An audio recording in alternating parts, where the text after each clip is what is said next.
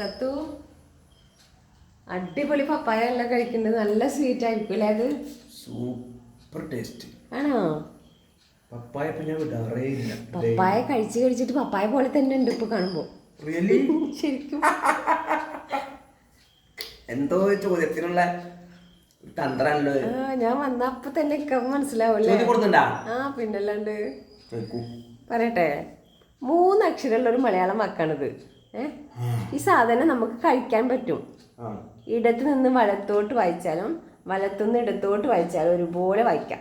എന്നുവെച്ചാൽ ഇടത്തുനിന്ന് വായിച്ചാലും അങ്ങനെ തന്നെയാവും, വലത്തുനിന്ന് ഇടത്തോട്ട് വായിച്ചാലും ഒരേ വാക്ക് തന്നെ ആയിരിക്കും സ്പെല്ലിങ്. പപ്പായ എങ്ങനെ ഇടത്തുനിന്ന് വലത്തുനിന്ന് ഇടത്തോട്ട് വായിക്കാൻ പറ്റില്ലല്ലോ. ആൾക്കാർ കഴിക്കാണ്ടപ്പോ ഇങ്ങനെ തോന്നിയതാണ് ഇപ്പൊ ശ്രദ്ധിച്ചോദ്യം ചോദിക്കാൻ. കിട്ടൂല അത് മനസ്സിലാക്കാനുള്ള ബുദ്ധി ഒന്നും ഇക്കാക്കില്ല. അത് സബ്സ്ക്രൈബേഴ്സിന് അത് വല്ലപ്പോഴും വരുന്നൊരു ബുദ്ധി. ഒന്നിനും പറ്റാത്ത ആളാക്കരുത്. സബ്സ്ക്രൈബേഴ്സ് നിങ്ങൾ എന്നെ സഹായിക്കില്ലേ? എനിക്കൊന്നും മനസ്സിലായില്ല, അതിൻ്റെ അർത്ഥം എനിക്കറിയില്ല, ഇത്ര അറിയില്ല. നിങ്ങൾ എന്നെ ഹെൽപ്പ് ചെയ്യൂ കേട്ടോ.